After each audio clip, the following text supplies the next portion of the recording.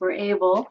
I am so delighted to see you all here. I'm going to first introduce myself. My name is Cheryl Lovato-Niles. I'm the Water Resources Educator with WSU Whatcom County Extension, and I am delighted to be part of hosting this Whatcom Watersheds Information Network Speaker Series event tonight. The Whatcom Watershed Information Network, otherwise known as WWIN, is a local coalition that I've been involved with in different capacities for about the last 6 years. And WWIN's mission is to help protect and restore our local waters and watersheds through information exchange, collaboration, education, and public engagement. And I invite you all to sign up for our newsletter.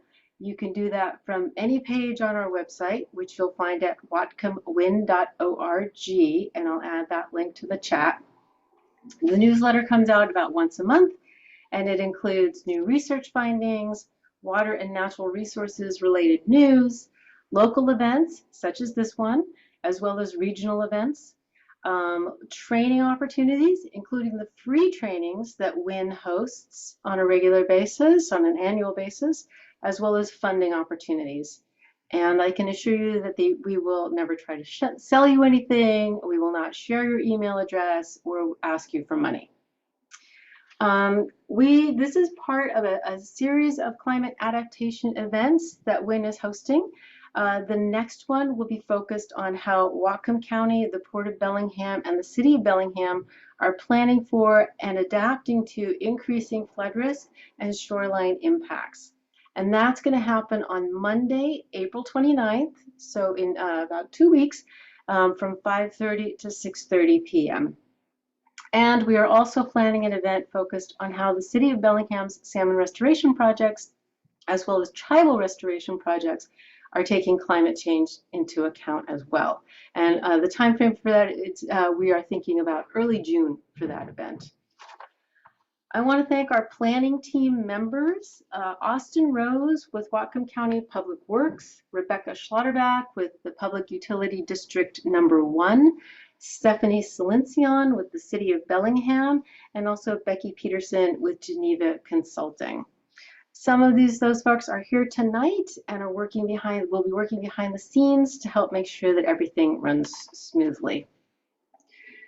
Tonight's event is focused on how Whatcom County, the Public Utility District Number 1, and the City of Bellingham are planning for and responding to anticipated impacts to water supply and how they are working together. And this seems timely since just yesterday, the Department of Ecology announced that almost all of Washington State is in a state of drought. I sent out the event program via email earlier today. For those who just registered for this event, I'll put a link to the event program in the chat for you so that you can get a sense of the timing. And I also would just like to say that I always find it more pleasant when I'm presenting on Zoom to see people's faces. So if you are comfortable leaving your camera on, that could be a nice courtesy for our presenters. But of course, if you are eating your dinner during this time and you would like a little bit of privacy for that, we would certainly understand. All right, so at this point, it is, let's see, I also need to mention that we have some time for questions after each presentation, and you can ask a question one of two ways. You can enter something into the chat, and I'm going to be looking at the chat as well as our members of our planning team. You can also raise your hand and ask your question verbally. And in order to do that, you just look at the bottom of your Zoom screen for the controls, and you should find a raise hand button there at the bottom. And if you do that, then we will be aware that you've raised your hand and we can go ahead and call on you. Okay. So now it is my pleasure to introduce our first speaker, Gary Stoyka, who will be covering an overview of the Water Resources Inventory Area 1, otherwise known as WIRA 1, process and work plan. Gary Stoyka is the Natural Resources Program Manager with the Whatcom County Public Works Department. Mr. Stoyka has over 30 years of experience in the natural resources and environmental field. He currently oversees the Lake Whatcom River and Flood, Climate Action, Water Quality, Watershed Planning, Salmon Recovery, Whatcom Marine Resources Committee, and the Noxious Weed Control Programs. Thank you so much for being here, Gary, and we're looking forward to hearing your presentation. Hey, thank you. I will just share my screen here. Hopefully this will all work right. Nope, it did not.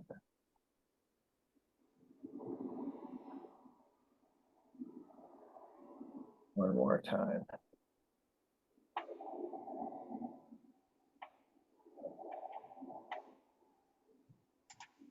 Okay, I think that's working, right? Can you see that? Yep. Okay. Well, good evening, everybody. Again, Gary Stoyka, Natural Resources Manager for Whatcom County. Going to talk a little bit about, as Cheryl said, a little bit about our local process, and then get into a few things the county is leading on related to climate and water supply. Just to start off, most people know, but maybe all of you don't know, but Whatcom County is not a water purveyor or provider. So we do not run a water system like other entities do. So we don't have the ability to plan for water supply like that.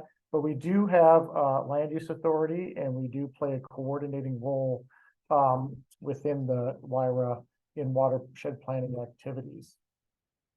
Okay, now it's not advancing. There we go. For those who don't know, our local area, we have a coordinated planning process known as the WWIN Watershed Management Board. The WWIN Watershed Management Board was originally made up by combining two previous boards, the WWIN Joint Board, which dealt mostly with watershed planning, and then the WWIN Salmon Recovery Board, which dealt with salmon recovery. In 2016, those two boards were combined, and then we formed two caucuses within those boards.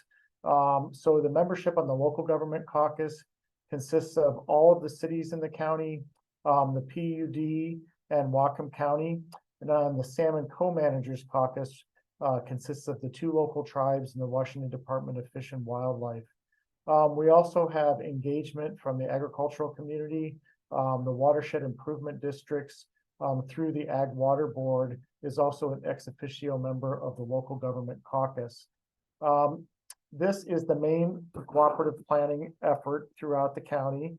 It has a little bit of a hierarchy to it. The Watershed Management Board is the elected officials or their designees, and then we've got a management level group, and also a work groups that actually staff that actually implement a lot of the work. The work of the WWIN board is outlined in these 5-year work plans.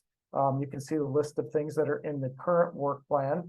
You can see also that this work plan says 2018 to 2023. So that is the one that just wrapped up, and we are currently preparing the 2024 to 2029 or 2028 work plan, and we're a little bit behind schedule on that, but that should be coming out here in the next couple of months or sometime this year. Through this process, we've been engaged as a region into several planning efforts. The most recent one is the Regional Water Supply Plan, which the PUD took the lead on. That was just completed last year, and that looked at a big picture of what the county's water supply needs are, both in stream and out of stream, and proposed some solutions to meet those needs. Several years ago, the WWIN Joint Board worked on the Watershed Management Plan, which was a big picture look at watershed planning activities and a plan for the going forward. That plan, as you can see, is pretty old now, and so a lot of it is out of date, but we still implement a few things. Like most recently, we engaged in a drainage-based management planning pilot process, just wrapped that up probably about a year or two ago, So some elements of that plan are still moving forward. And then in the salmon recovery end of things, we also have a salmon recovery plan, which also dates from circa 2005. But that is also being updated right now, and I'm not exactly sure what the schedule is, but I think they're getting close to having an update on that.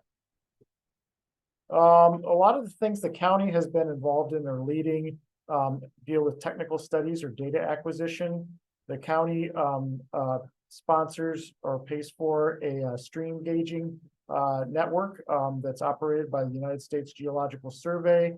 So we have many years of stream gauging records. Also, more recently, I think probably around 2015, the county started engaging a local consultant to monitor a network of groundwater monitoring wells. So now we have a network of and a record going back probably 8-10 years now of water levels. Whatcom County took the lead on the Whatcom groundwater model, which I'll talk a little bit more about in a second. And as a companion to that model, the county is taking the lead on a groundwater surface water interaction study. That's where, as the name implies, we're looking at the interaction between the groundwater and surface water, but instead of in a model which does it all analytically, we're actually doing on the ground work where we're measuring levels in groundwater wells and stream flows in streams. The results of that study will be incorporated into the groundwater model. That's underway, and I think it's scheduled to be completed, I think, in 2026. We are also taking the lead on an in-stream flow extrapolation study. This is a study that was initiated about 20 years ago to look at the relationship between flow and salmon habitat in our streams and rivers. The idea would be to look at what different flow levels, how much habitat they would provide. We're currently dusting that off, looking at what parts need to be updated, and also looking at extrapolating some of the information we have at certain measurement points and seeing if we can extrapolate that to other portions of the stream. The idea is that this study would provide the information on which minimum in-stream flow levels could be set or altered from the current ones. Just talking about the Whatcom groundwater model for a second. This was a big project. We've been working on it for about 10 years, and we just completed it last month. And when I say completed it, they're never really completely complete because there's always new information that comes along that we can incorporate in there, like the groundwater surface water interaction study information or new monitoring wells or that type of information. I'm not sure if you can tell from the map there, but the groundwater model pretty much covers everything north of Bellingham and west of Sumas Mountain and into lower BC. So it covers most of the unincorporated area of Whatcom County. It is a numerical model that looks at, tells us how groundwater flows. It tells us about discharges and interaction with stream flows, which is a major component of the information we need to manage our water supplies properly. It also has the ability, to both do it in a static form and in a seasonal basis, so we can look at seasonal variation. And you can incorporate climate change into it. The consultant that did this project also recently ran a bunch of scenarios just to look at how groundwater and surface water interact in the area. And so we looked at things such as converting surface water diversions to groundwater wells or groundwater withdrawals and what the impacts on the stream would be. Also look at setting wells back further away from the stream, see what the impact would be on the stream flow. Also aquifer storage and recovery, where you put water, inject water into the ground during times when you have plenty of water and you pull it out when you have drier times. We also looked at pumping from the deep aquifer and the impacts of agricultural drains and ditches in the basin and what impacts those have on surface water flows. Moving more to the solution side of things, the county took the initiative to start a domestic water use efficiency program a few years back. The program was actually developed by the Whatcom Water Alliance, which is an alliance of all of the publicly owned water systems in the county, so the cities and your water districts. The goal of that program is to, you can see there, increase consistency in impact of water conservation and messaging activities across Whatcom County. So it's a way for us to use the common message throughout the county, regardless of who you get your water from. You can see there it's outreach and education focused. So some of the elements to it are a rebate program where people can replace inefficient water fixtures with more efficient fixtures and get a rebate for it. We also have youth education program, and we maintain a website and a social media presence. Whatcom County is also taking the lead on looking at some potential solutions for our water supply problems. Just recently, last year, the county took the initiative and did a Nooksack River Basin water supply and stream flow augmentation study. That's quite the mouthful. But what it was a very high level look at what sort of projects could we use to both augment in-stream flow and provide water out-of-stream water use. So this study looked at storage, both like reservoir and aquifer. It looked at pumping water or piping water from areas where there's plenty of water to areas where there's less water, reclaimed water, blanking on a few, deep aquifer. So looked at all those measures at a very high level. And the goal of the study was to identify which of those projects would we want to move forward and investigate further. One thing that was clear from the study was that there's not going to be one silver bullet to our problems. It's going to take a multitude of projects to solve all our issues in all the areas. We're still working on another project, which is the WWIN multi-purpose storage study. That is a study which originally came out of the flood planning process, but it wasn't something that was identified in our drainage-based management process. It is a basin-wide study to look at how storage could play a role, and the multi-purpose part of it is looking at both in-stream flow augmentation during times of low flows. It's looking at water supply, and it's also looking at flood control. So we're looking at multi-purpose. The study looked at both above ground, so reservoir type storage, and it also looked at below ground. And it looked at artificial and natural solutions. That study is still underway. We think it's going to be done hopefully in the next few weeks to a month. And the goal of that would be to, again, take the elements that were looked at and hopefully select the ones that look most promising and take them to a higher level of study. Just briefly, some other actions the county's involved in. We started a climate action program a few years ago, and so it's a pretty comprehensive program that looks at things like electrification and carbon sequestration and that type of thing, but there is some overlap with natural storage solutions and addressing climate change in that way. We've worked with a lot of partners in the South Fork Nooksack Basin on restoration activities. I think that Chris Elder's going to talk a little bit more about that next. We are really ramping up our fish barrier removal program, and that in that process we will accommodate climate change scenarios when we build these new fish barrier. We're not building new fish barriers. When we build new culverts and fish passage to replace fish barriers. And also we just are starting up with a rural lands pilot study where we're trying to look at how water availability plays a role in development and zoning. And we're starting off in a pilot area there in West Ferndale. And I think Chris might have a little bit more to say about that. That's an area where we have some wells that went dry recently. So that's why we picked that as a pilot area.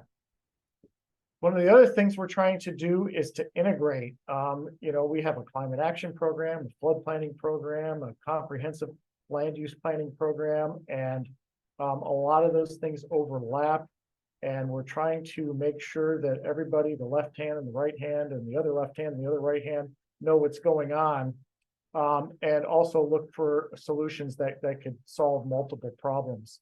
So we're trying to do that both internally as a county and externally amongst our WWIN partners.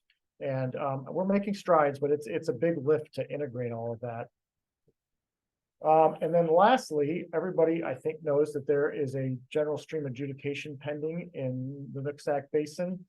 And that while that's a legal process, that'll just tell us what people have in terms of their legal water rights and how much they have and what their priority dates are. We are hopeful that that'll be a spark to cause a lot of the local partners to move more from the planning stage that we have been in and kind of work towards collaborative solutions, such as take some of these ideas that are included in these studies and come up with a path forward. I know the county executive has made that a priority, so we're just hopeful that we can move forward with these once that adjudication gets underway. And I'm not sure if we're taking questions now or you want to wait till after Chris Elder is done, but because he's talking about county stuff too. Yeah, so we have time for one or two burning questions. So if there's any burning questions for Gary at this point, you can type them into the chat or you can raise your hand. We'll give it a moment because it takes a moment to type something into the chat.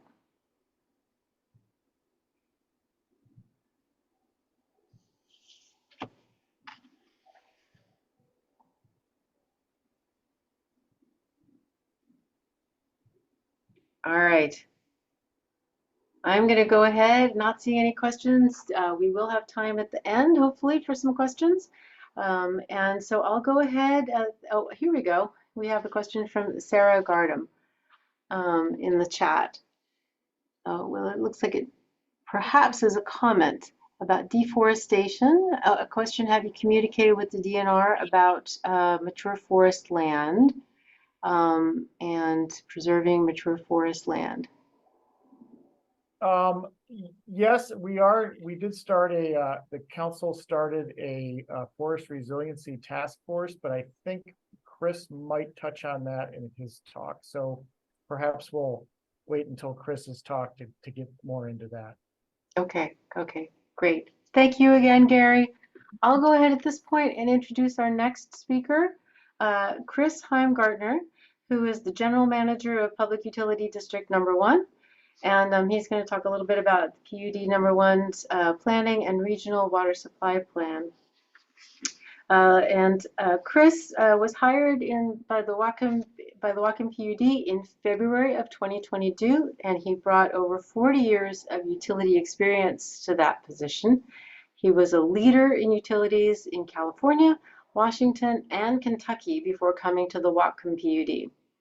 Chris graduated from Rensselaer Polytechnic Institute as an engineer and earned an MBA from St. Mary's of California. It's my pleasure to turn the floor over to Chris. Well, thank you very much. Let me see if I can not be defeated here.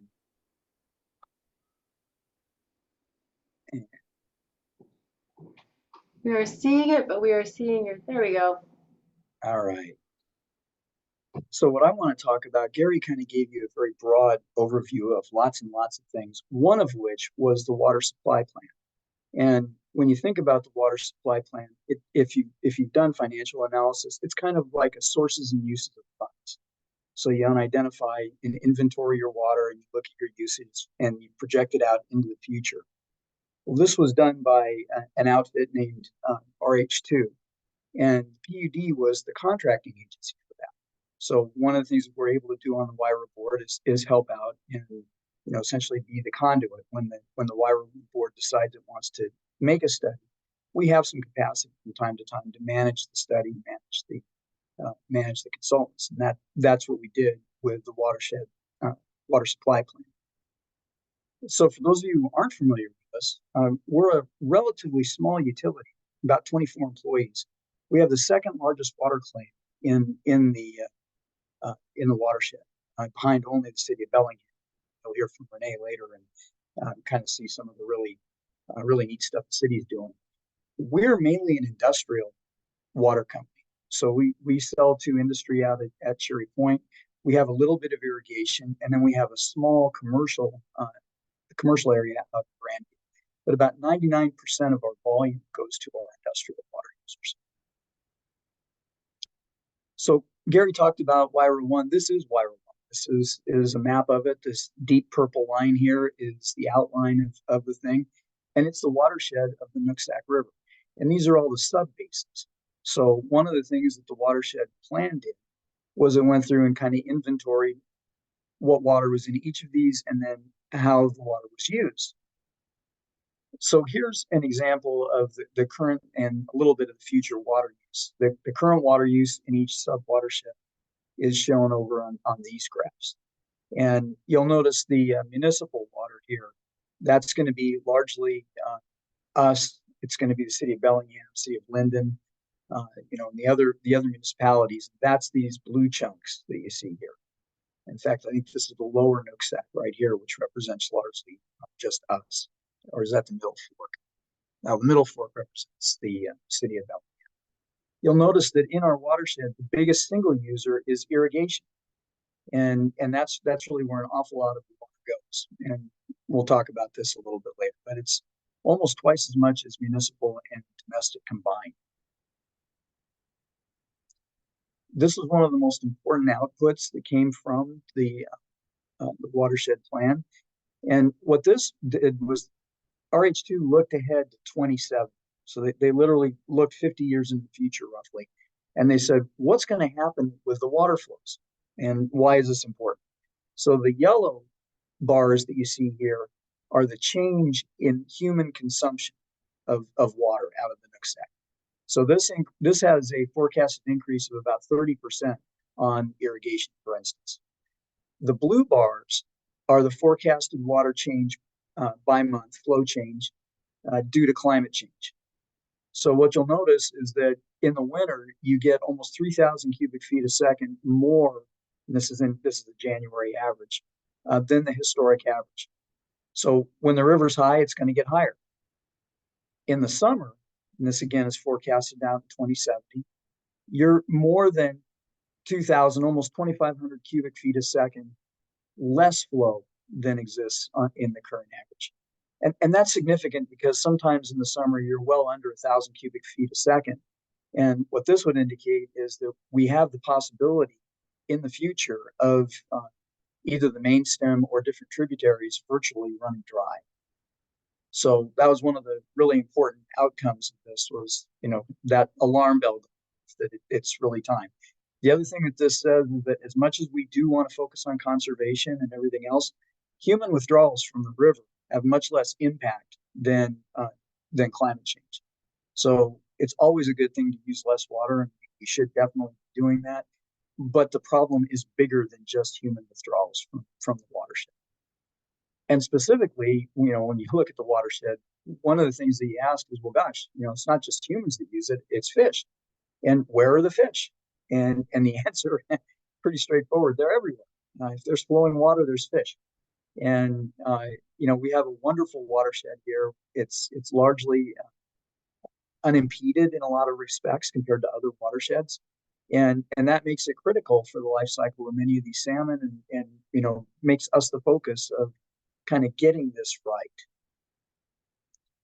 RH2 took a look at all the different solutions that you could have and broke it out into these 4 main areas. So the green area is all the things you can do around using less water or using water more effectively. This red section here were things that RH2 looked at and said, well, gosh, you can move water between basins and perhaps fix some of the in-stream flow, maybe some of the temperature problems. There's also new water. You can desalinate seawater and you can reclaim water. So those are ways to do it. And then you can retime water. Gary talked a lot about this, well, a little bit about this.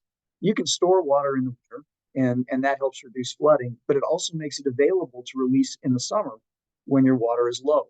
So that's actually moving water from the winter to the summer. So when we talk about retiming water, storage is an obvious way to retime water. Gary also talked about aquifer recharge. That's another way to retime water. If you inject water into the ground and then let it seep into the streams, there's going to be a time lag. So I know some of the things that the counties looked at deal with that. We do have some existing storage. We can enhance that. There's things we can do with beavers and beaver dam analogs. So there are natural ways to slow down the water and retime. And then there's land use changes, which Gary talked about a little bit, and ditch management. So there were a lot of things that came out of this study, and here are some examples of solutions that are underway. And I know Chris Elder also, I think, will be talking about a couple of these, but just for your information. And then, kind of last but not least, the presentation that I just walked you through is an extraordinarily cut down presentation from more than 2 hours of slides, and that is a real distillation of a very, very large study. So what you have here is access to all of the original documents, and I know the WWIN group is going to make an awful lot of the source material available. And with that, I do hope I haven't missed too much and maybe even got us back on track. And I'll take questions. Thank you so much, Chris. So we have time for a couple of questions for Chris. Again, if you have questions, you can enter it in the chat, or you can feel free to raise your hand.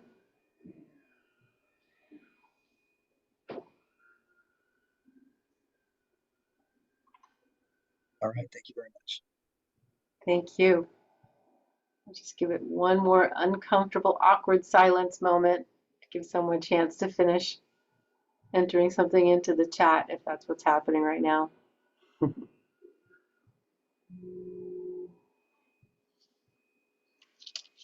All right.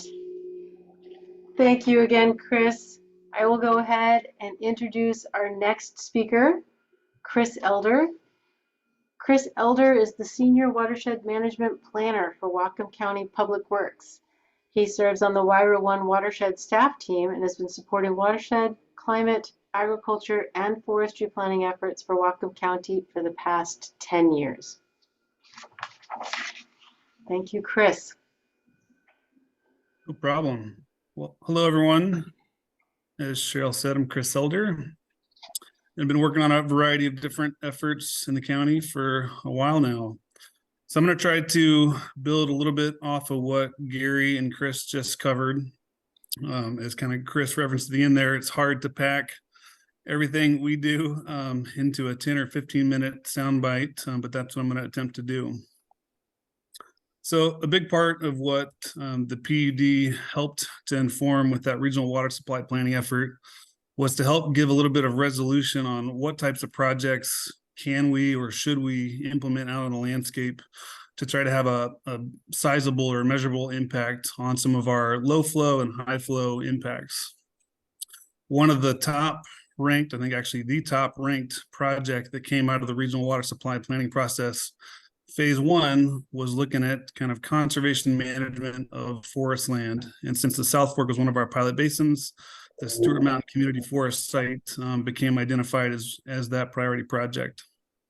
So for those of you who are not familiar with this project, it's an identified roughly 5,500 acres that we're looking to get into community forest ownership.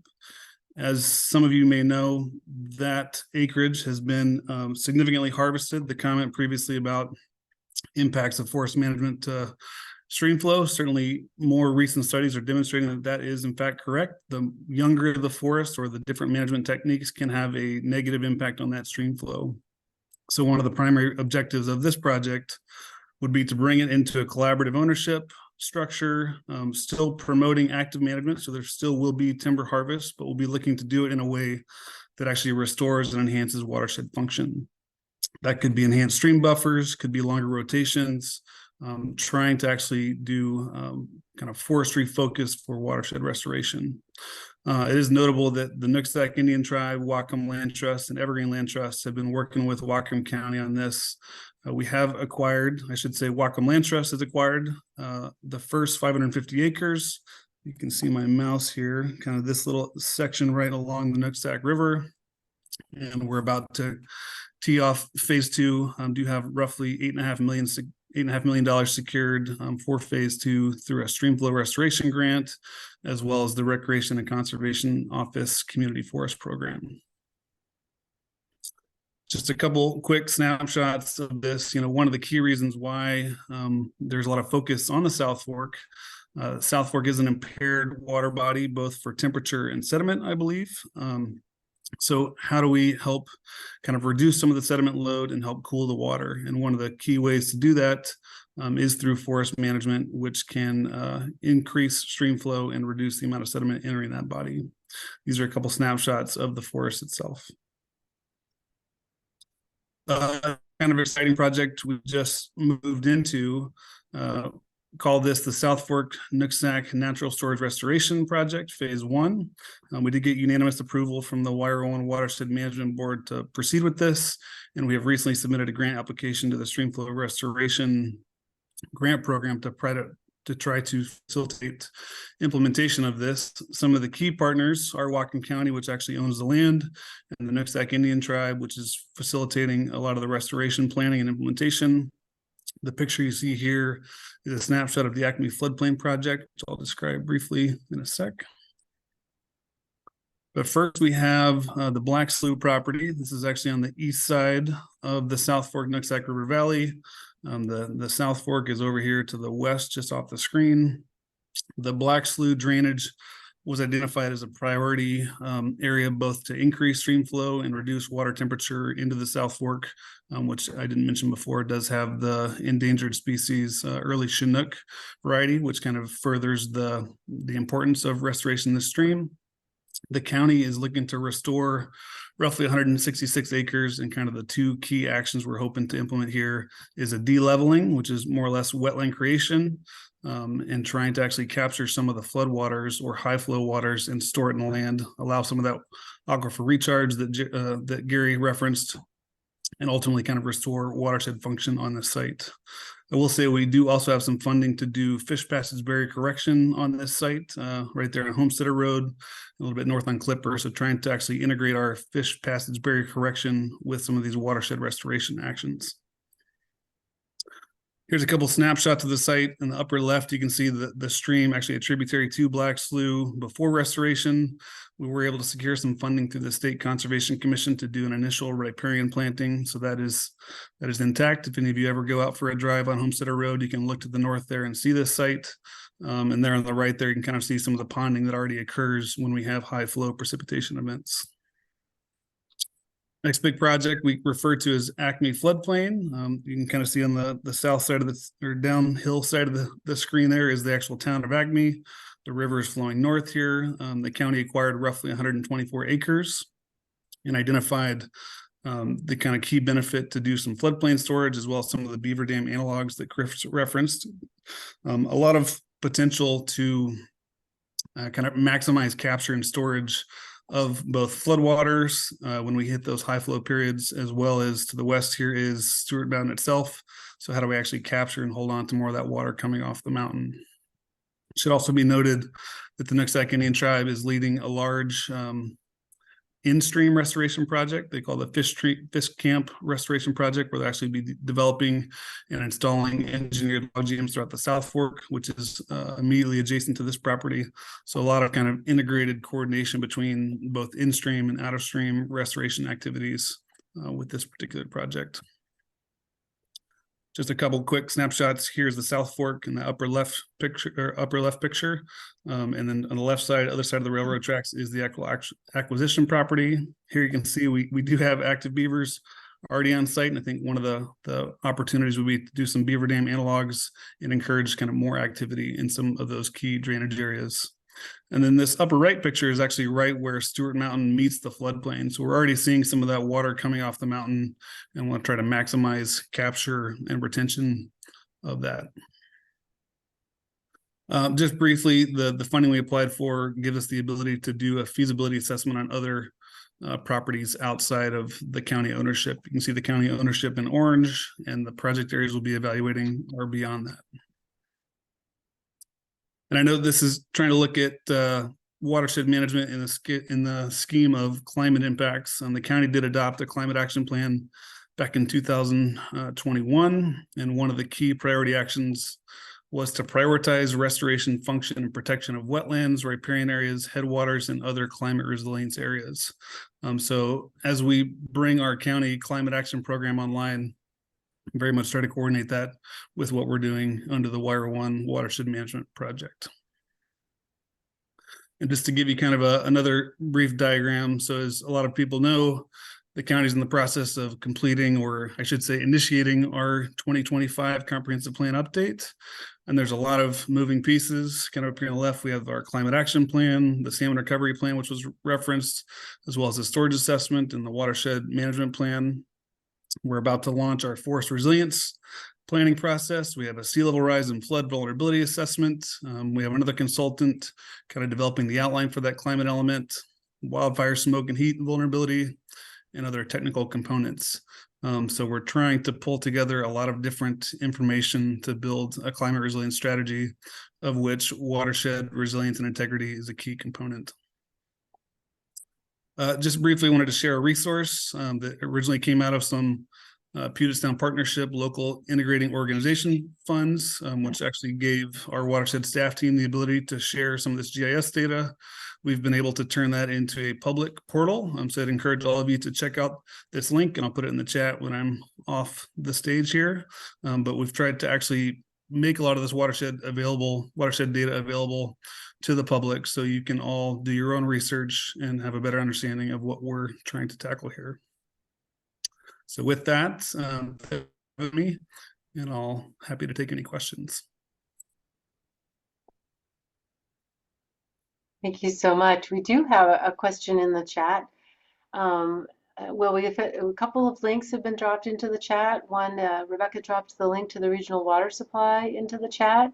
So if folks want to capture that now, but I can follow up with these links as well after tonight's event. And then there's also a link to the WWIN Regional Water Supply Plan Phase 2 story map in the chat as well. And a question from Margaret Grant.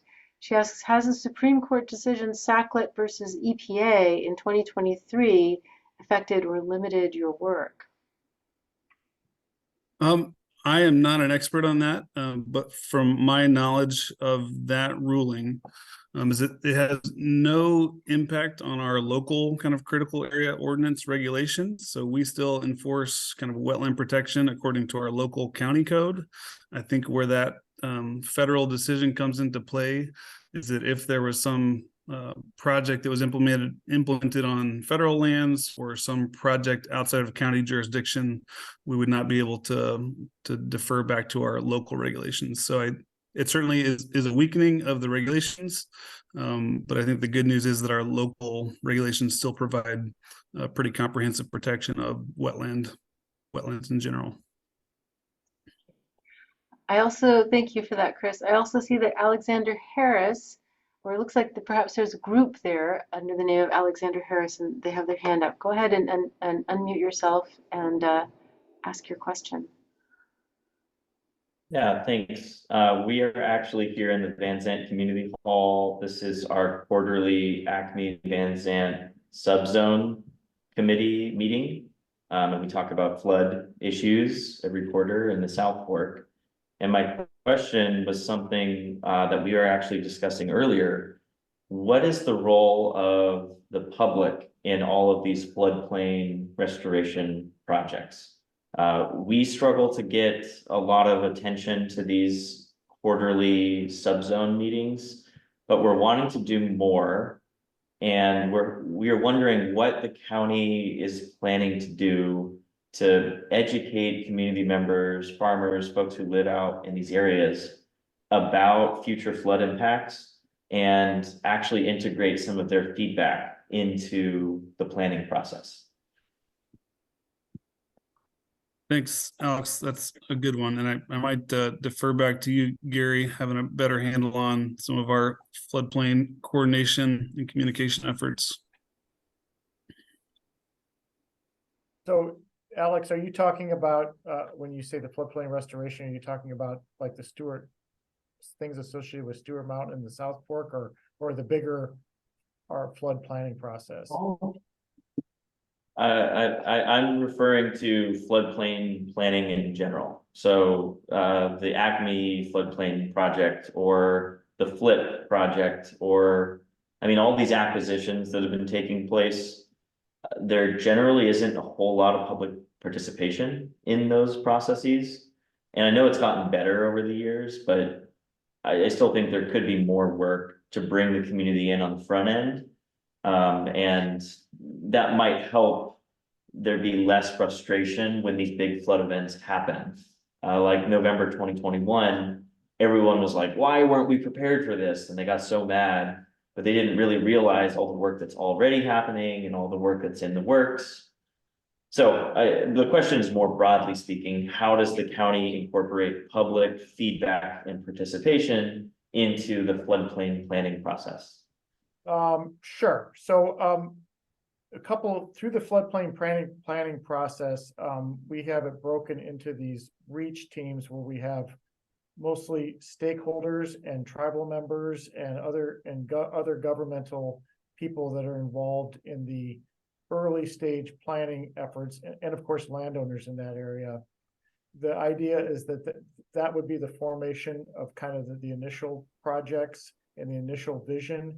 But as that gets more fleshed out, there will be more of a public interface. There have been a few, not many, a couple of big public meetings related to the FLIP process, but mostly as there's some more of an idea to discuss, it will be at that point that then there'll be a public engagement process. And I know that the FLIP process that's run by Paula Harris, that they are working on a public engagement plan, but I do not know the details of that yet. But and then of course on the other end, you know, once any of these plans, that they have a contract or they require any sort of thing that requires going to the council, then of course that will have a public interface.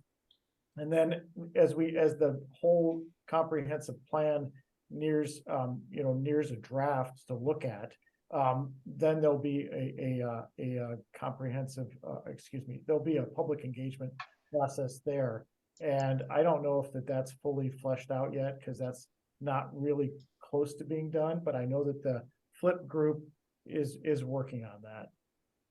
So I'm not sure I answered your question much, but I can talk to Paula Harris and get a little bit more details on what's in the planning so far. Yeah, that would be great. And I think based on our conversations at the flood subzone before, I think it's safe to say we would like to help the county engage the public in South Fork. I think we are well positioned to help educate folks in this area about this kind of stuff. So just let us know. Sure. I appreciate that. Great. Thank you so much for your question and your comments. I want to go ahead and switch gears so that we have enough time to hear from Renee. So I'll go ahead and introduce her next. Renee LaCroix is the Assistant Public Works Director for the City of Bellingham. In her current role, Renee leads the Natural Resources Division, which focuses on stormwater, habitat restoration and mitigation, Lake Whatcom and water rights, and regional watershed planning and salmon recovery. Renee has a Bachelor of Science in Environmental Policy and a Master's degree in Environmental Science with an emphasis on aquatic ecology from Western Washington University. She has over 30 years of experience in the natural resources management arena and is particularly interested in the intersection of science, policy, and practice. And Renee and her family live in a passive solar house in Bellingham. Kind of a fun fact. Renee, I'm so happy to turn it over to you. Yeah, thank you for that introduction. And I appreciate the opportunity to speak to you to WIN tonight. I'm going to talk about the city's water supply plan and how we are preparing for climate change. And I'm going to share my screen, perhaps.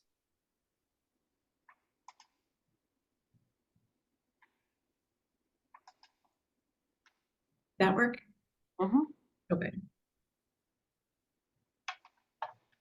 So I'll go into detail of how we're preparing and how we're doing things in the lake, and we have programs specifically related to the lake and our water system plan. But I think before we get started on any of that, one of the ways the city is responding to climate change is by having a detailed climate action plan. And our plan was written in 2007. It was updated in 2018, and it focuses on actions that need to be taken to stop the source of emissions. And in Bellingham, those tend to be, and I think most municipalities, those emissions tend to come from buildings and transportation. And our municipal emissions is about 2% of the larger community emissions from buildings and transportation. So we use that as our guiding document. And you're going to see me skip some slides just to, because I'm trying to speed up a little bit. But so as we talk about Lake Whatcom, just some fun facts. It's about 10 miles long. It ranges between 15 to 334 feet at its deepest point, and it's got 3 distinct basins that you could see in this picture. So this is Basin 1, Basin 2, and at the very south end, Basin 3, which is the largest. And collectively, it holds about 250 billion gallons of water. Our water system also includes not only Lake Whatcom, but it also includes a diversion from the middle fork of the Nooksack River.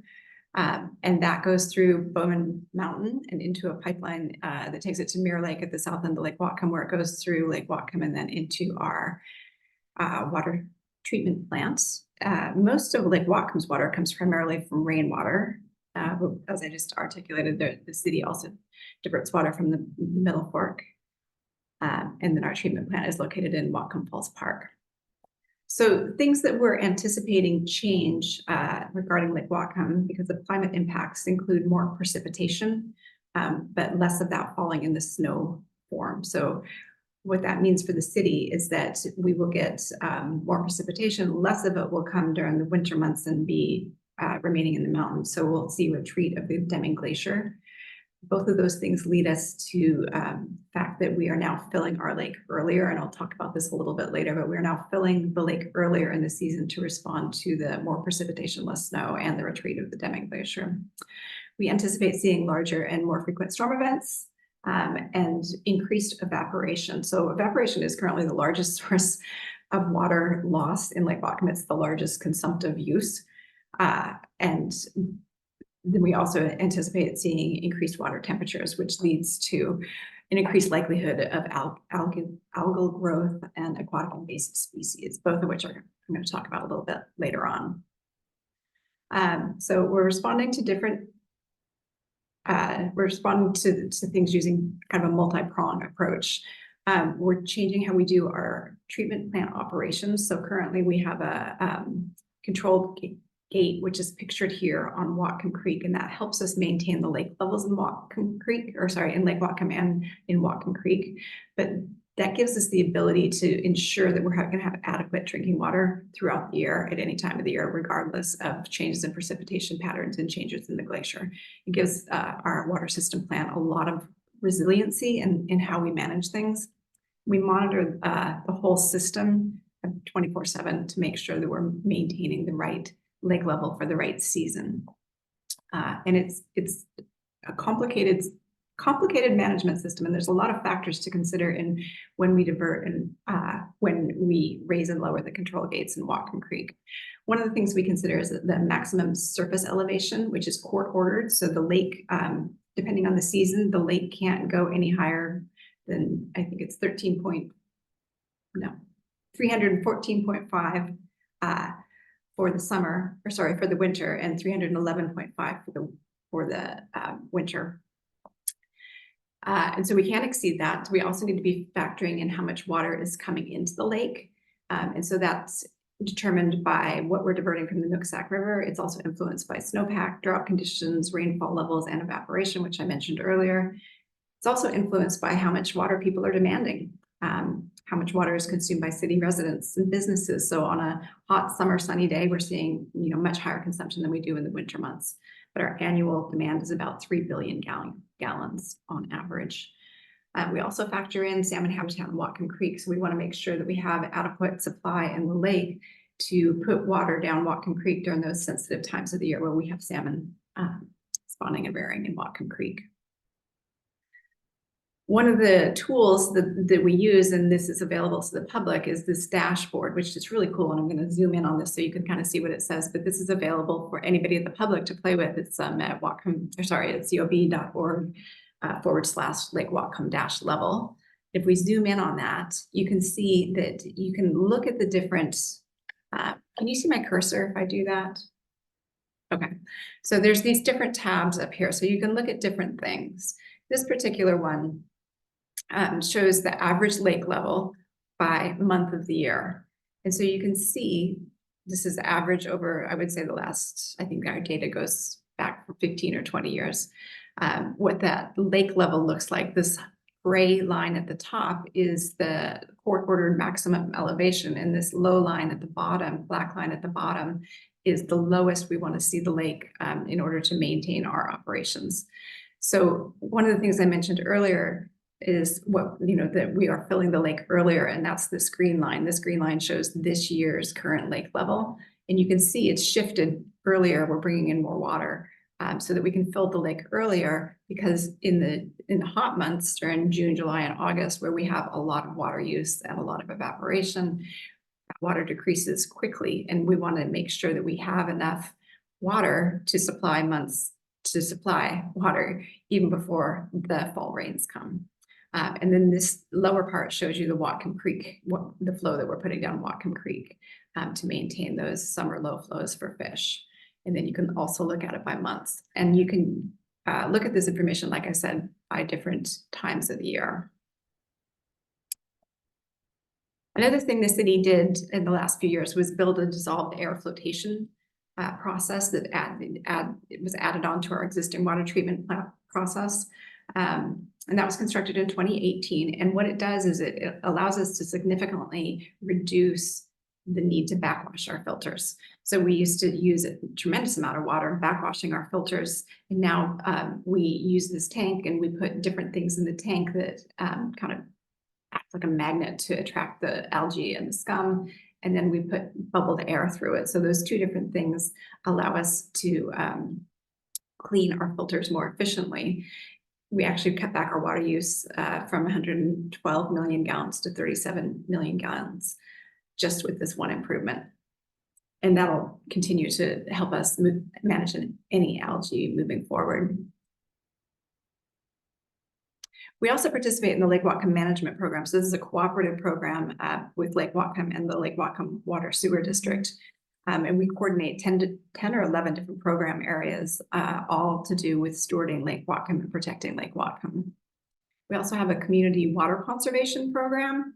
And that has been, this graph does a good job of illustrating how we've been able to reduce per capita consumption, even in light of population growth. So the orange line shows what the population growth has been since 2014, and the blue columns represent our water production, which is equivalent to consumption. So you see, even in, there's a gap here. As the population has increased, our consumption has actually decreased. We hope that trend continues as more and more people take advantage of the water conservation opportunities, and there's more information about that on our website. And those opportunities, we give out low flow fixtures. We have a great 5th grade program called Water School that we try and get all 5th graders tours of our water plant and or sewer plant, as well as talk about stormwater and talk about ways that they can conserve water at home. And state laws have also increased requirements for water efficient fixtures. We have a great land acquisition and preservation program. To date, we've spent about $40 million and purchased more than 2,700 acres of forested land in Lake Whatcom Watershed. And that's to be protected in perpetuity for the benefit of water quality, not only increasing forested areas, but also preventing, removing development units, so preventing further erosion and land disturbance by removing the development units. we have a great aquatic and space invasive species program. So if you've been boating on Lake Whatcom or Lake Sanish, chances are you've been inspected by our boat inspectors. So all the boats that are coming in and out of the lake during the summer months, and we have an off-season program in the winter months. But the idea is to reduce the risk to our water supply from invasive species like zebra mussels and quagga mussels. And as I talked about earlier, as the temperature of the lake increases due to climate change, we will see probably an increased risk from aquatic invasive species. We're also working to update our water system plan. Our current water system plan was put out in 2009 and updated in 2012. So we've hired a consultant and we've embarked on the beginning stages of that. There will be lots of opportunities for community engagement that you'll see rolled out in the next couple months, including an Engage Bellingham site. And we'll be seeking public input about what community values are in May, and then we'll share the draft plan and invite additional public feedback before the plan is adopted by City Council. So be on the lookout for information about how you can get involved in that update. And then we're also going to have a climate vulnerability impact assessment. So that will be specific for Lake Whatcom. And right now I'm waiting to hire one additional staff, and that staff person will lead this effort. And that will essentially provide us opportunities to reevaluate our risk and constantly adapt to risk from climate change. So we'll be looking at, the things I've already talked about, which include evaporation, temperature, I cannot say that word tonight, algal growth, and aquatic invasive species. If you live in the Lake Whatcom watershed, one of the things you can do is participate in our homeowner incentive programs, where we work with property owners to replace lawns with native plants. And the other thing you can do is you can use less water outdoors, indoors, showers, cooking, and especially during the warm and summer months. Lots of different ways to get involved, and there's more information about that on our website as well. Thank you again for the opportunity.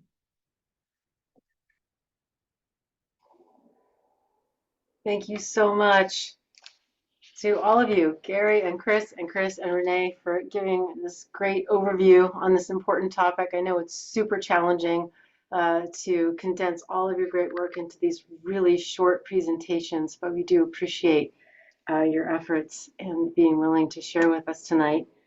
I know that we've run over a little bit over time. Are our speakers available to stay for another 5 minutes or so? Would that be okay? All right, great.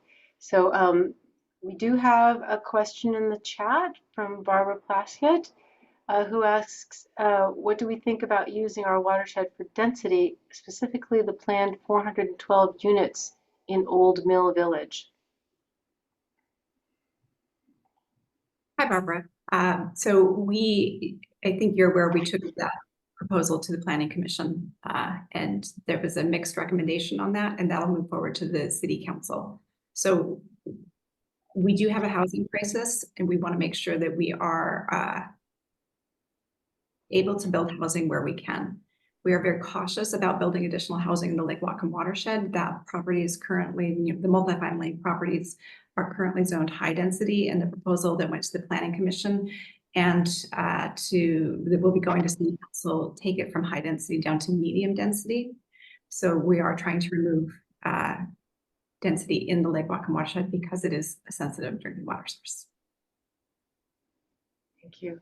We have another question. We do have some comment. Excellent presentations. Thank you for the information from Laura Froelich. We also have a question from Margaret Grant. How do you prioritize water levels during salmon spawning in Whatcom Creek?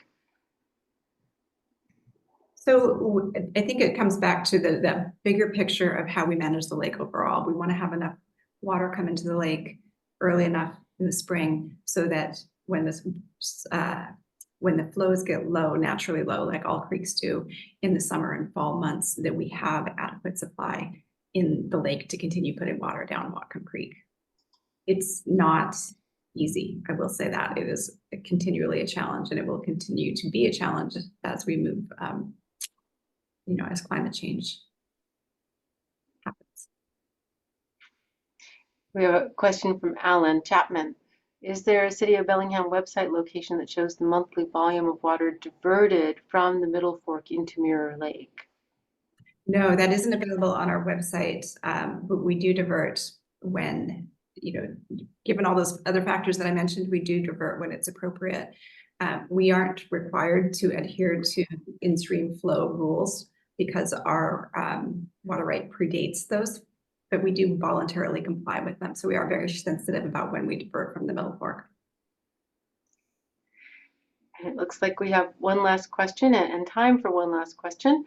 Or a comment from Barbara Plaskett about workforce housing crisis and helping the workforce housing crisis. She asked about a watershed overlay, and I'm not sure what that means. Actually, does that? No, I don't know what that means either. Barbara, are you still on the call? Do you want to elaborate, perhaps verbally? Yeah, I can do that. Can Go you hear ahead. me? Yes, go ahead. I'm wondering about, instead of putting density, and this is high-end housing, it's not going to help our workforce housing problem. And our crisis isn't a lack of housing, it's a lack of workforce housing. So I'm wondering if we could consider doing an overlay on our watershed, reducing the amount of density in our watershed. So I think you're on the Planning Commission, and that's a recommendation the Planning Commission could make to the City Council as part of their recommendations. We are currently Late for that. We are currently trying. I'm sorry, I didn't actually hear what you said, but we do have, as I mentioned earlier, the watershed acquisition program where we are actively removing density from the watershed to protect the drinking water source. Thank you. I want to be courteous and I appreciate all of your presenters spending your time with us this evening and sharing your expertise. And thank you so much. Appreciate these great presentations. And just want to let folks know who are still on the call that we'll close out at this point.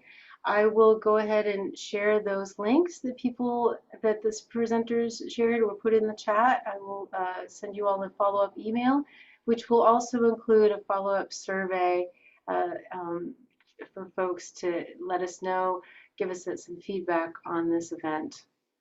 But with that, I'll go ahead and say good night to everyone. Thank you. Thank you.